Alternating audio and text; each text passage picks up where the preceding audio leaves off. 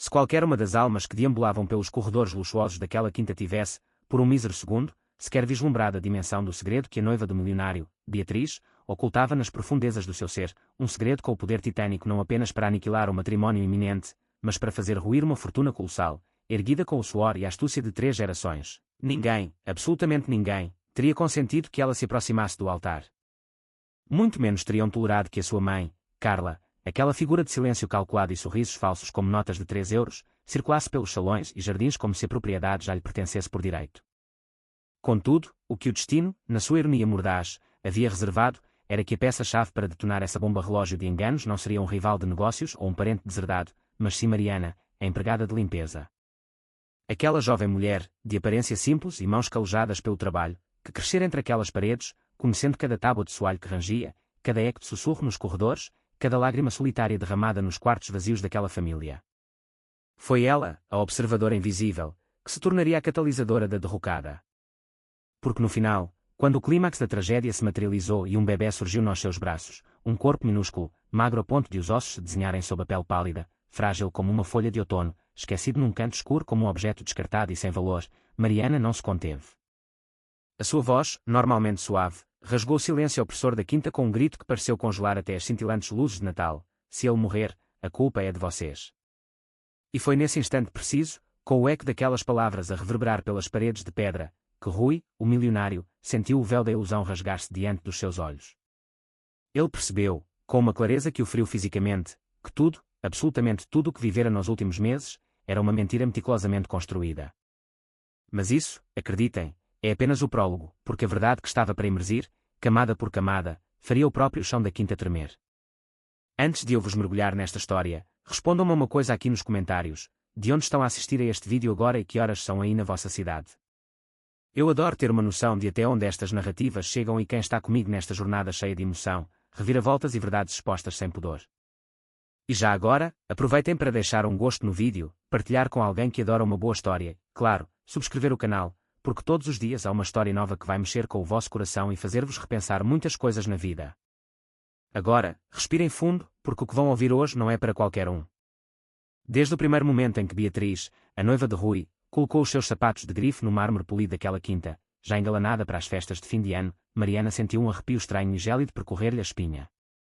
Era um daqueles calafrios premonitórios, um aviso silencioso da alma de que algo terrivelmente errado estava prestes a acontecer, mesmo que o mundo ao redor sorrisse em completa ignorância.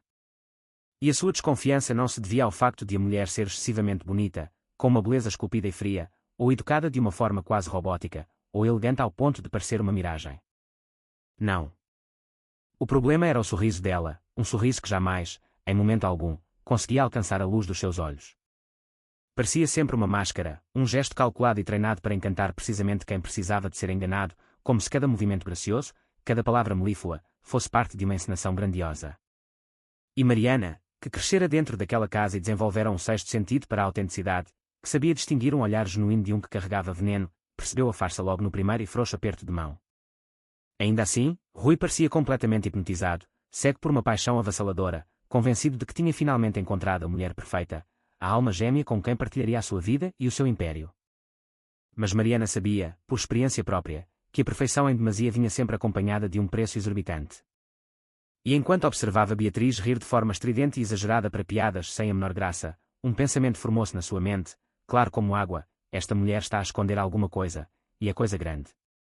Mas, naquele início, tudo não passava de uma sensação, um pressentimento que apenas se fortaleceria a cada dia que passava, alimentado por pequenos detalhes que começaram a incomodar Mariana.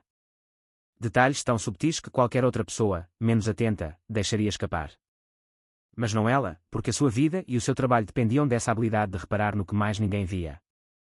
Como o facto de Beatriz levar instintivamente a mão ao estômago sempre que julgava que ninguém estava a olhar, apertando a região baixa da barriga com um gesto rápido, quase dolorido, como se temesse que alguém notasse uma marca ali.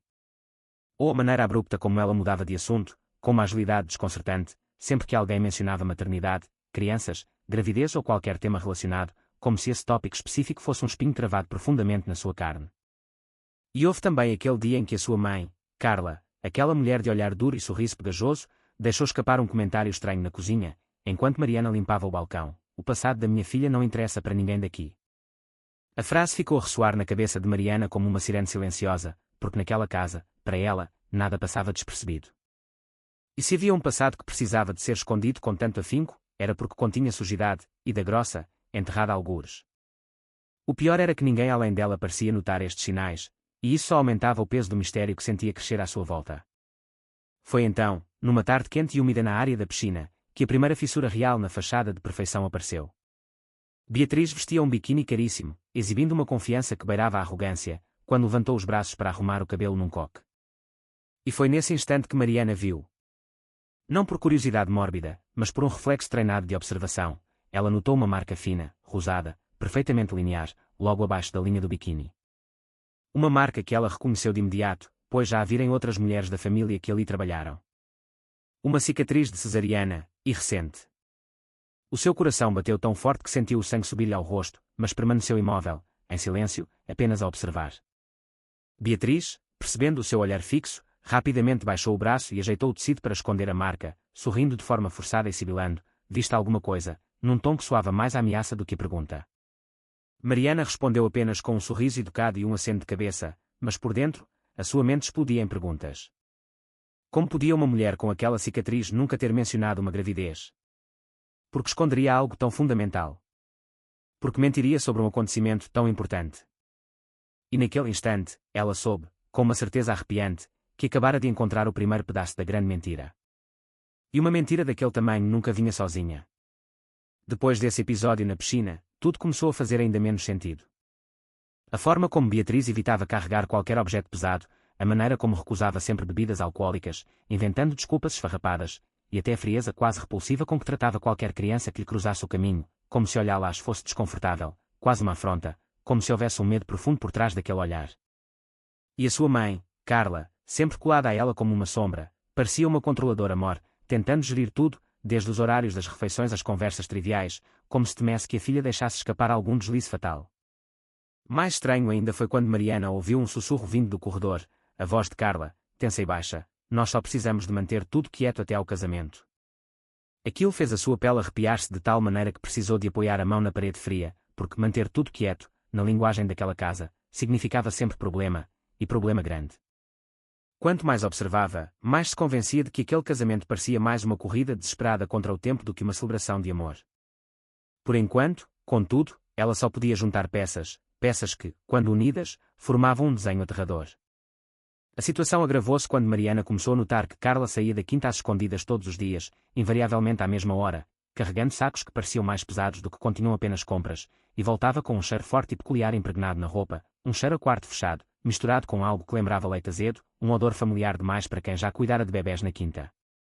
Tentou comentar as suas suspeitas com outra funcionária, mas a mulher apenas abanou a cabeça e sussurrou com os olhos assustados, fica longe delas.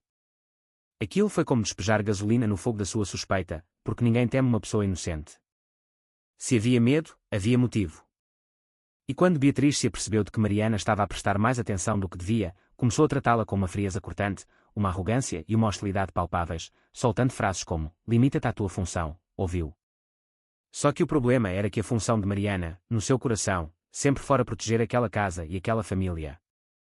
E ela levaria essa missão até as últimas consequências. Mesmo sem provas concretas, o coração de Mariana apertava-se cada vez que via mãe e filha a cochichar em cantos escuros, a esconder objetos, a fechar portas rapidamente, a interromper conversas abruptamente quando alguém se aproximava. Eram sinais pequenos, mas que, juntos, formavam um padrão perigoso, um padrão que só ela parecia notar. E quando Rui, completamente apaixonado e cego pela manipulação, anunciou com entusiasmo que o casamento seria marcado à pressa, para o final de dezembro, para começarem o ano como uma família completa, Mariana sentiu um nó na garganta, porque casamentos apressados têm sempre algo obscuro por trás. E quando Beatriz abraçou Rui e disse, com um sorriso congelado que não lhe chegava aos olhos, vai ser perfeito. Ninguém vai atrapalhar a nossa felicidade, Mariana ouviu aquilo como uma ameaça velada. Ela sabia que aquele ninguém tinha um alvo certo, e que, muito provavelmente, era ela mesma. Mas, naquele momento, jurou a si própria que não recuaria, mesmo que custasse caro demais descobrir o que aquelas duas escondiam com tanto desespero. Na noite anterior ao grande ensaio do casamento, enquanto a quinta dormia sob um manto de silêncio e Mariana terminava as suas tarefas, ouviu vozes vindas do escritório de Rui. Eram as vozes de Beatriz e Carla, a discutir em tom baixo, mas com uma urgência que denunciava pânico. E então, ouviu algo que fez o seu sangue gelar instantaneamente, se alguém descobre, tudo acaba, seguido de: precisamos de eliminar qualquer risco. As palavras ecoaram na sua mente como um sino fúnebre. E foi ali, naquele instante, que ela percebeu que o que elas escondiam não era apenas uma mentira, mas um perigo real, algo que poderia destruir vidas. Mariana respirou fundo, encostou a testa na porta de madeira maciça e pensou: se elas estão dispostas a tudo, eu também preciso de estar. E assim, sem se dar conta, deu o primeiro passo em direção a uma guerra silenciosa. Uma guerra que, mais cedo ou mais tarde, explodiria no meio daquele casamento. E, embora ainda não soubesse, o que viria depois seria muito mais sombrio do que alguma vez imaginara. Nos dias que se seguiram àquela discussão abafada, a quinta inteira parecia respirar de forma tensa, como se as próprias paredes estivessem a gemer sob o peso de tantos segredos. Cada passo de Mariana ecoava como um aviso na sua cabeça, confirmando que algo muito maior se desenrolava sob a superfície polida da família. Enquanto limpava o corrimão de latão da escadaria ou organizava as decorações de Natal, percebia os olhares fugazes entre Beatriz e Carla, as trocas de mensagens secretas, os sorrisos nervosos. E a cada detalhe, a sensação de Mariana intensificava-se. Mas o que realmente a deixou inquieta foi quando ouviu Carla dizer ao telefone: prometo que ninguém vai descobrir que estiveste aqui. Aquilo abriu um novo buraco na história. E o pior era que Mariana sentia que, quanto mais se aproximava da verdade, mais perigoso tudo se tornava para si. A tensão aumentou quando Rui, a caminhar pela cozinha, comentou que notara um certo nervosismo em Carla, como se ela estivesse sempre à espera que algo corresse mal. Mariana percebeu que, mesmo apaixonado, ele começava a sentir que algo não se encaixava. As suas palavras exatas, ditas com um suspiro cansado, foram: às vezes, sinto que me estão a esconder alguma coisa, mas não quero acreditar. Aquilo fez Mariana entender que a mentira começava a transbordar pelas frestas.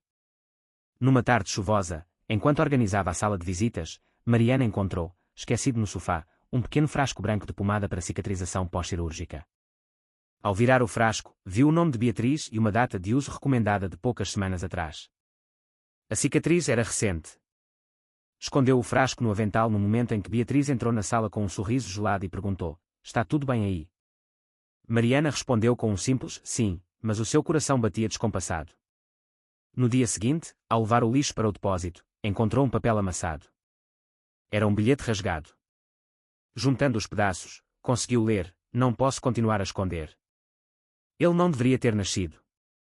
O plano vai por água abaixo. Precisamos de resolver antes do casamento. O coração de Mariana apertou-se. Aquilo não era uma mentira familiar comum, era algo profundamente sombrio. Uma vida estava em risco. O comportamento de Carla também mudou. Começou a evitar Mariana, a trancar portas, a esconder chaves. Numa noite, Mariana ouviu-a sussurrar ao telefone: ela não pode falhar agora. Falta tão pouco. Mariana sentiu o sangue gelar. Percebeu que lidava com alguém capaz de tudo para garantir que a filha chegasse ao altar. Mariana começou a montar um mapa mental, conectando cada detalhe: a cicatriz, a pomada, o bilhete, as saídas suspeitas de Carla, o cheiro estranho, os telefonemas. Lembrou-se de algo que Rui dissera meses antes: ela não parece querer ter filhos, mas também não parece gostar de crianças. Agora, tudo fazia sentido. Na última noite antes do início oficial da celebração de Natal, Mariana ouviu uma conversa que mudou tudo. Carla disse a Beatriz, com voz trêmula: tu prometeste que ninguém descobriria. Beatriz respondeu com uma frieza glacial: relaxa, faltam só mais alguns dias e tudo vai desaparecer. Aquela frase, tudo vai desaparecer, martelou na mente de Mariana. Não parecia referir-se a uma mentira, mas a algo vivo, que podia ser eliminado. Naquele momento, ela entendeu que lidava com um segredo capaz de destruir vidas.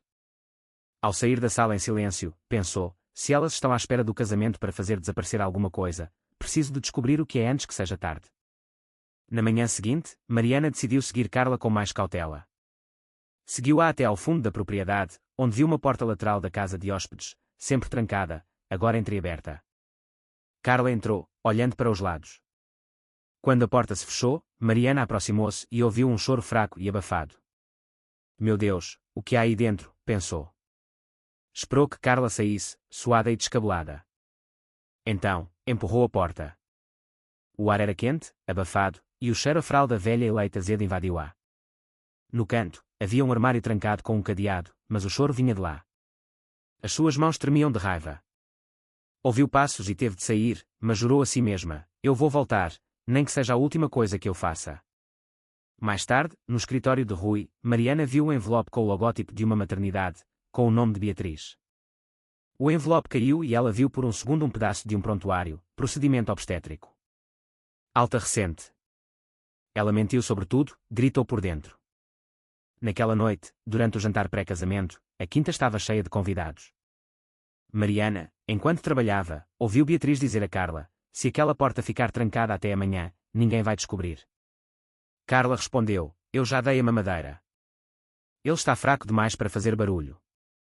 A bandeja quase caiu das suas mãos. A confirmação estava ali. Havia alguém escondido, fraco, dependente. Na madrugada, voltou à casa de hóspedes. O choro fraco persistia vindo do armário. Não conseguiu arrombar o cadeado, mas antes de sair, viu uma manta infantil no chão, suja. Ao levantá-la, sentiu a textura pegajosa de leite velho. Só havia uma explicação: alguém pequeno estava a dormir naquele armário. Na manhã seguinte, com Rui fora, Mariana correu para a casa de hóspedes. Com uma chave de fenda, forçou o cadeado até ceder. O armário abriu-se, revelando um bebê extremamente fraco, magro, com os ossos aparentes, olhando-a com olhos que pediam socorro. Meu Deus, quem fez isto contigo? Sussurrou. Enquanto segurava o bebê, ouviu a voz de Carla no corredor: desta mamadeira. Ele precisa de estar quieto até ao ensaio. Mariana saiu pela porta dos fundos, o coração em guerra.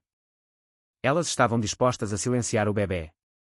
Com o sol a tocar o rosto frágil da criança, Mariana jurou: eu vou acabar com este plano, nem que tenha de enfrentar o mundo inteiro. No dia seguinte, Rui voltou para casa mais cedo, com uma expressão de dúvida. Na cozinha, comentou: sinto que tem alguém a mentir-me, mas não sei por onde começar. Mariana sentiu que ele estava perto da verdade, mas não podia contar tudo sem provas. Apenas disse: preste atenção ao seu redor. Às vezes, o que procuramos está mesmo à nossa frente. Mais tarde, ouviu Beatriz ao telefone: depois do casamento, some com tudo. A frase soou-lhe a sentença de morte. Carla chegou com uma bolsa enorme e trancou-se num quarto de hóspedes. Mariana ouviu o mesmo choro fraco vindo de lá. Elas tinham trazido o bebê para a casa principal. Quando Rui encontrou Beatriz e Carla, notou a tensão. Perguntou o que se passava e, nesse instante, um resmungo fraco escapou do quarto. Carla fingiu passar-se mal para desviar a atenção de Rui. Mas Mariana notou um detalhe: ao fingir o desmaio, Carla agarrou a bolsa como se protegesse algo frágil. E se o bebê estivesse ali dentro? Quando levaram Carla para outro quarto, algo caiu no corredor, um frasco de suplemento emergencial para recém-nascidos desnutridos.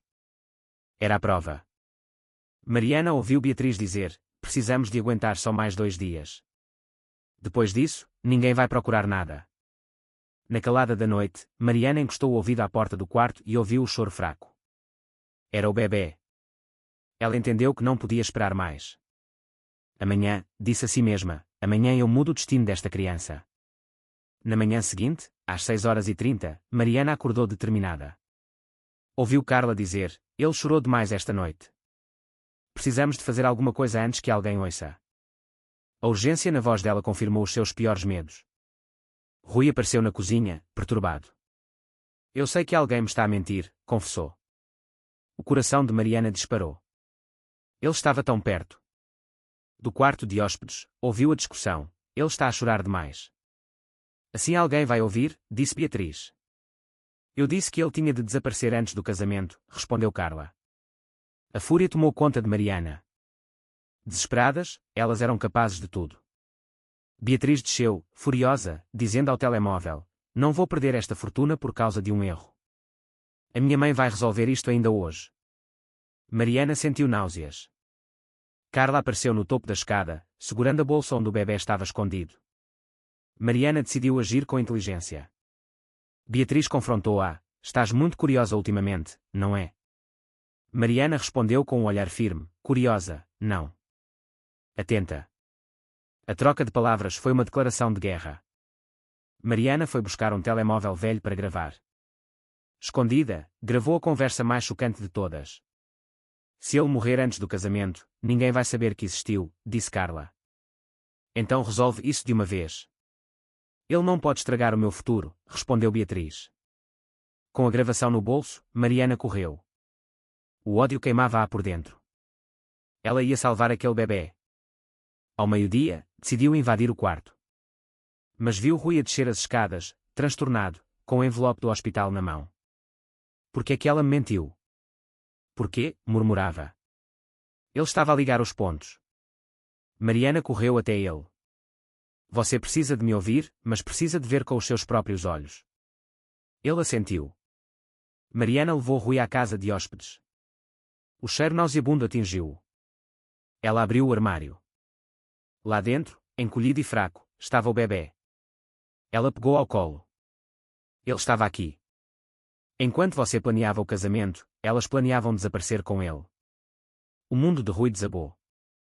Nesse momento, Beatriz e Carla entraram, pálidas. Congelaram ao ver a cena. Beatriz tentou explicar, mas Mariana pôs a gravação a tocar. As palavras cruéis ecoaram pelo quarto. O milionário olhou para a noiva como se visse um monstro. A mãe tentou negar, mas Mariana ergueu o bebê, mostrando o seu estado frágil. Montagem é o que vocês fizeram com a vida dele. Rui aproximou-se, tocou o bracinho do bebê e perguntou com a voz quebrada: Este bebê é teu? Beatriz hesitou. Mariana respondeu por ela: Ele é filho dela, sim. E vocês esconderam-no para não atrapalhar o plano de se casar com um milionário. A noiva, desesperada, gritou que a mãe tinha sugerido o plano. Vocês não estavam a planear desaparecer com um problema, estavam a planear desaparecer com uma vida, disse Mariana. Horas depois, no salão decorado para o casamento, os convidados esperavam um conto de fadas. Beatriz entrou, fingindo normalidade. Rui apareceu, sério. Quando o celebrante começou, as portas abriram-se com estrondo. Mariana entrou, de uniforme, com o bebê nos braços, agora envolto numa manta limpa. O silêncio caiu sobre o salão. Antes de aplaudirem este casamento, disse ela, com a voz firme, alguém precisa de conhecer o convidado que foi escondido como lixo. O burburinho começou. Este bebê é filho da noiva, e elas iam deixá-lo desaparecer depois que a aliança estivesse no dedo. Beatriz gritou que ela estava a mentir, mas Rui tomou a frente. Louca é quem acha que pode esconder um filho e deixá-lo morrer para ganhar dinheiro. Ele pediu a Mariana que tocasse a gravação em alta voz. O salão inteiro ouviu as frases cruéis. Os convidados olharam para Beatriz com horror. A mãe tentou defender-se, mas Mariana mostrou o frasco do suplemento, as fotos do armário. Não havia mais defesa. Rui virou-se para Beatriz, a dor estampada no rosto. Ias mesmo deixar o teu próprio filho desaparecer para poderes entrar na minha casa como esposa? O seu silêncio foi a resposta. Ele atirou a aliança ao chão.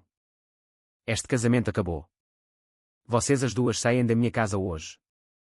O resto, a polícia resolve. Alguns convidados aplaudiram. A justiça estava a ser feita. Rui virou-se para Mariana. Fica. Confio mais em ti do que em qualquer pessoa aqui dentro. Dias depois, a quinta era um lugar de reconstrução. Beatriz e Carla estavam a ser investigadas. O bebê, sob cuidados médicos, recuperava. Mariana passava horas a embalá-lo. Um dia, Rui entrou no quarto e disse: Foste tu que o salvaste, e que me salvaste a mim também. Ele anunciou: a partir de hoje, não és só empregada de limpeza. És a minha governanta, responsável por tudo. E, se quiseres, a pessoa que me vai ajudar a garantir que este menino cresça sabendo que nunca foi descartável. Mariana chorou, incrédula. Com o tempo, a história espalhou-se. Mariana era a heroína. No final do ano, com as luzes de Natal a piscar, ela olhava para o bebê no seu colo e pensava em como a vida muda. Um dia, és invisível. No outro, seguras a verdade nos braços. A lição era simples: nem sempre quem brilha no altar é o herói. Às vezes, o milagre vem de quem limpa o chão em silêncio, mas tem um coração grande o suficiente para salvar uma vida. E enquanto o menino adormecia, ela sussurrou: Nunca mais vais ser o segredo de ninguém. A ascensão não é só subir de cargo, é subir de propósito, de valor, de lugar no próprio destino. E agora que chegaram até aqui, digam-me nos comentários, em que parte desta história o vosso coração disparou mais. Histórias assim lembram-nos que o verdadeiro valor nem sempre está em quem veste ouro, e que o verdadeiro herói é, por vezes, quem ninguém vê. Não se vão embora sem gostar, comentar, partilhar e subscrever. Ativem o sininho, porque amanhã há outra história daquelas que nos fazem sentir, chorar e refletir. Obrigado por assistirem. Até à próxima história que vai tocar o vosso coração.